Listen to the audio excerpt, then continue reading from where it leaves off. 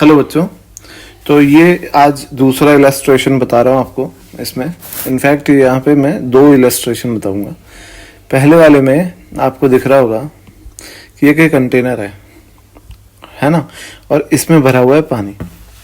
पानी का refractive index कितना है? 4/3। अब तक तो याद ही हो गया होगा। और एयर का 1 होता है, ठीक है। अब एक ऑब्जेक्ट रखा है अंदर पानी में, कितनी डेप्थ पे? h डेप्थ पे, और इसके नीचे h डेप्थ और है, मतलब टोटल कंटेनर की डेप्थ 2h है। अब जो इस कंटेनर का बेस है वो एक मिरर है, दिख रहा है आपको? मैंने पॉलिश किया हुआ है, प्लेन मिरर है। अब आप ये सोचो कि इस ऑब्जर्वर को कितनी इमेजेस दिखेंगी। जो ऑब्जर्वर ऊपर हवा में है, इसको कितनी इमेजेस दिखेंगी? हाँ, तो इसका आप जवाब सोचो कि कैसे होगा। कि एक तो इस ऑब्जेक्ट से इंसिडेंट रे निकल के जाएंगी यूं सीधा बाहर, और ऑब्जर्वर के पास जाएंगे, ऐसे मान लो, ऐसे जा रही कैसे भी, ठीक है। और एक इंसिडेंट रे ऑब्जेक्ट से निकल के मिरर पे गिरेंगी, मिरर से रिफ्लेक्ट होकर बाहर निकलेंगी। तो दो टाइप की इंसिडेंट रे बाहर निकल रही है ना पानी से, एक तो डायरेक्ट और एक मिरर से रिफ्लेक्ट होके। तो इस ऑब्जर्वर को इस ऑब्जेक्ट की दो इमेजेस दिखेंगी, एक तो डायरेक्ट इमेज और एक इमेज ड्यू टू रिफ्लेक्शन। तो हमको क्या करना है कि उन दोनों इमेजेस के बीच की दूरी कैलकुलेट करनी है। कैसे निकालेंगे? तो आप सोचो, मैं अलग अलग कलर से इसमें इमेजेस को बनाऊंगा। तो अब मैं डायरेक्ट आपसे बात करता हूं। याद करो, मैंने अभी ट्रिक बताई है कि अगर एक मीडियम 1 है और एक मीडियम 4/3 है, तो म्यू रिलेटिव जो होगा वो या तो 4/3 होगा या 3/4 होगा। अब जब ऑब्जेक्ट डेंसर मीडियम में रखा है, पानी में रखा है, तो जो एपरेंट डेप्थ आएगी वो रियल डेप्थ से कम आएगी। तो एपरेंट डेप्थ जो होगी वो रियल डेप्थ से कम है, इसलिए रियल डेप्थ को हम 4/3 के फैक्टर से मल्टीप्लाई करेंगे, 3/4 के फैक्टर से मल्टीप्लाई करें। ऑब्वियसली 1 से छोटे फैक्टर से मल्टीप्लाई करेंगे, तो 3/4 के फैक्टर से मल्टीप्लाई करें, तो h इंटू 3/4 हो गया 3h/4। तो जो पहली इमेज बन गई वो बन गई यहां पे I1, है ना। कितनी डेप्थ पे बनी है ये इमेज? ये बनी है 3h/4। समझे आप? तो मैं लिख भी देता हूं, है ना। फर्स्ट इमेज I1 यानी डायरेक्ट इमेज,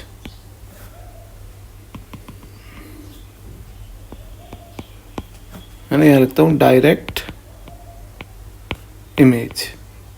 तो जो डायरेक्ट इमेज है उसके लिए y होगा h/म्यू रिलेटिव, और ये होगा h/म्यू रिलेटिव होगा 4/3।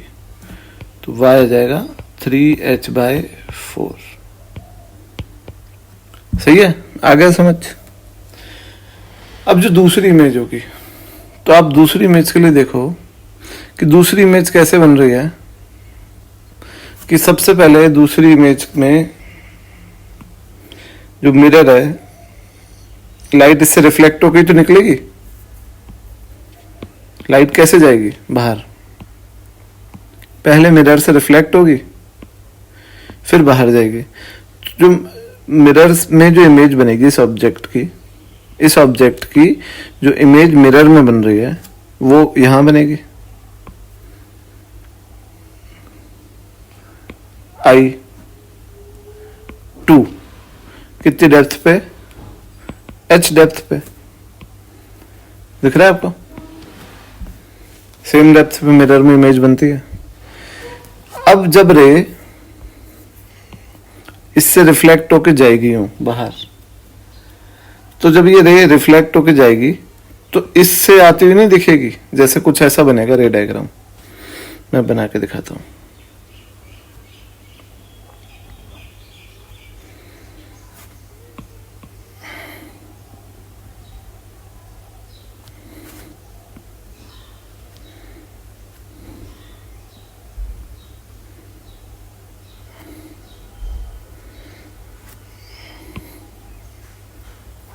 ये रे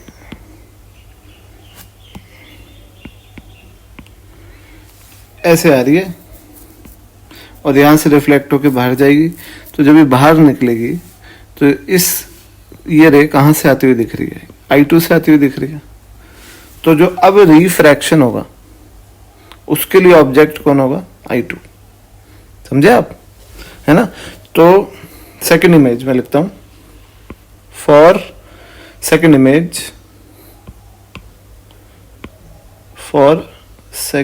इमेज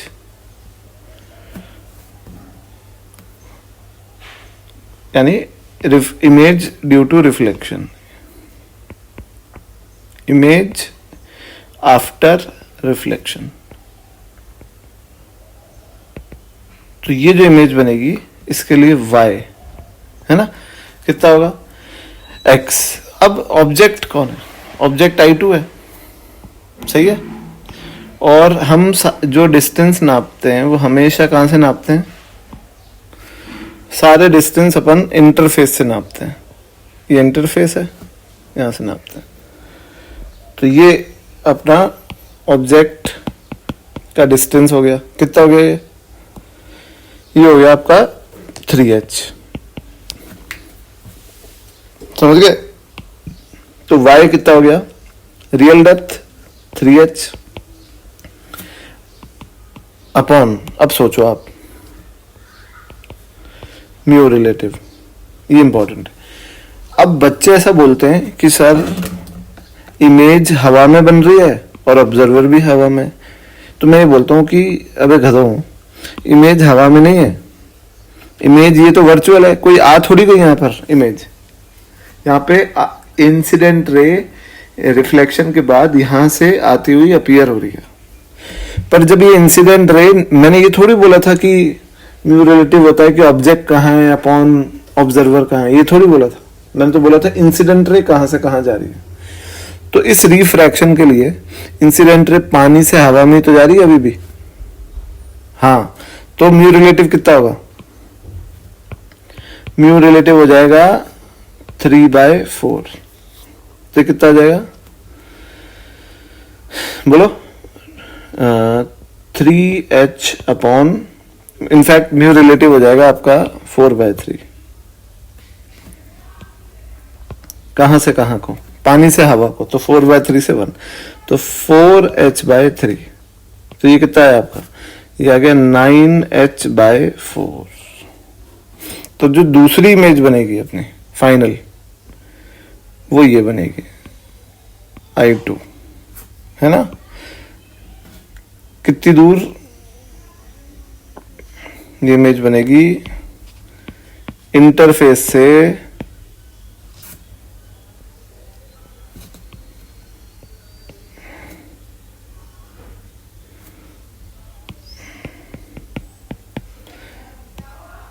(9h/4). ऑब्वियसली देखो मैंने बाहर क्यों बनाया है, क्योंकि 9h/4 2h से तो बड़ा ही होता है ना।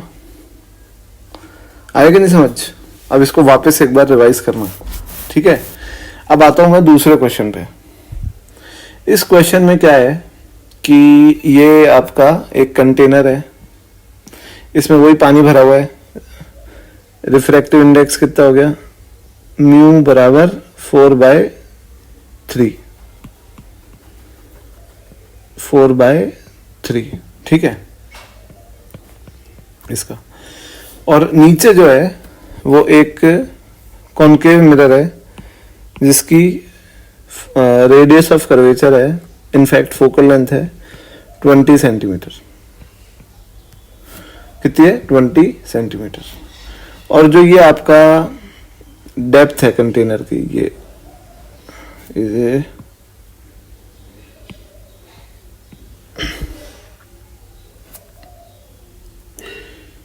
ये डेप्थ है 15 सेंटीमीटर। इनफैक्ट अपन इसको लेते हैं 30 सेंटीमीटर, चलो ठीक है। और ये नेग्लिजिबल है, ये जो डिस्टेंस है ना ये वाला, आप सोच रहे होगा कि ये डिस्टेंस तो लिया ही नहीं, ये नेग्लिजिबल है क्योंकि इसका कर्वेचर बहुत छोटा है मिरर का, समझ गए आप, ठीक है। तो इसको नेग्लेक्ट करेंगे अपन, याद रखना मेरी बात, इसको निगलेक्ट कर रहे हैं।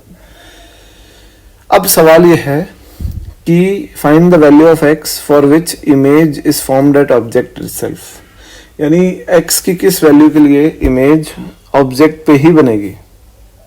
समझ गए? x की किस वैल्यू के लिए इमेज ऑब्जेक्ट पे ही बनेगी। तो ये एक प्रिंसिपल ऑफ रिवर्सिबिलिटी मैंने आपको बताया था, उसका कंसेप्ट है। ये कंसेप्ट क्या है? देखो जरा मैं रे डायग्राम बनाता हूं एक। देखो ये एक रे आ रही है, ऐसे आ रही है, ठीक है। अब मैं जरा क्वेश्चन मिटा रहा हूं, क्योंकि क्वेश्चन तो लिख लिया हमने। अब मैं क्वेश्चन हटा रहा हूं क्योंकि डायग्राम में थोड़ा जरूरत पड़ेगी। तो ये थोड़ा सा ऐसा है,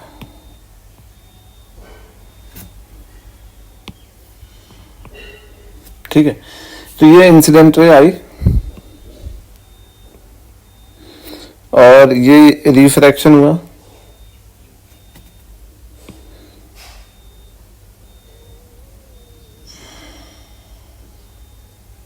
इसका इनफैक्ट थोड़ा सा मैं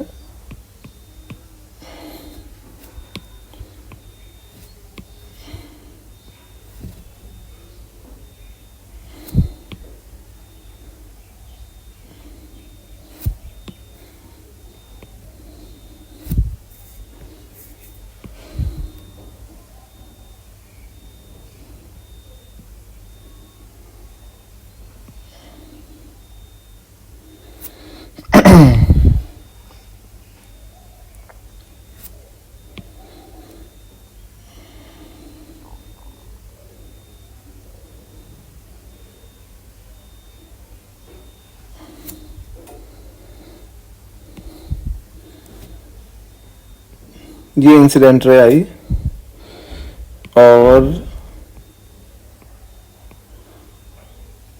ये कहां से आती हुई अपीयर हो रही है।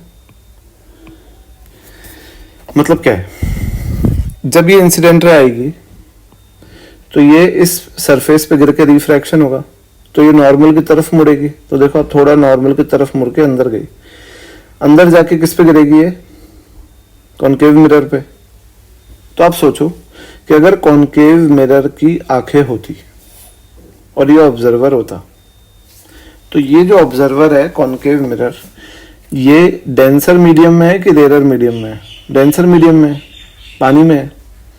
तो इसको ये जो ऑब्जेक्ट है ये यहां थोड़ी दिखेगा, इसको तो ऊपर दिखेगा। थोड़ा पढ़ चुके हैं अपन पिछले एग्जाम्पल में, कितना ऊपर दिखेगा? डायरेक्ट बताओ। ये जो इसको डिस्टेंस दिखेगा, ये अपन जानते हैं कि ये दिखेगा 4/3 ऑफ x। समझ गए? म्यू रिलेटिव कितना है? या तो 3/4 या 4/3, है ना। तो अब मैं जानता हूं कि जो अपरेंट हाइट आएगी, इमेज की हाइट, वो ऑब्जेक्ट से बड़ी आनी चाहिए, क्योंकि ऑब्जेक्ट का है डेंसर रेयर मीडियम में और इमेज ऑब्जर्वर का है डेंसर मीडियम में। ऑब्जर्वर कौन है यहाँ पे? हमारा कॉनकेव मिरर। तो कॉनकेव मिरर की आंखें होती तो कॉनकेव मिरर को दिखता ये ऑब्जेक्ट यहाँ पे। अब प्रिंसिपल ऑफ रिवर्सिबिलिटी क्या कहती है कि अगर कोई मिरर पे आप इंसिडेंट रे को नॉर्मली गिराओ, नॉर्मली यानी परपेंडिकुलरली, तो वो मिरर उस रे को अपने उसी पाथ पे लौटा देगा वापस, और वो रे हर जगह अपने पाथ को ट्रेस करती हुई लौट जाएगी। इसका मतलब ये रे ऐसे आई और यहां मिरर पे गिरी, ये मिरर का होना चाहिए नॉर्मल, तभी तो लौटाएगा ये, यानी इस पॉइंट पे परपेंडिकुलर होनी चाहिए रे मिरर के। अब मिरर ने लौटाया तो ये रे जो है ये थोड़ा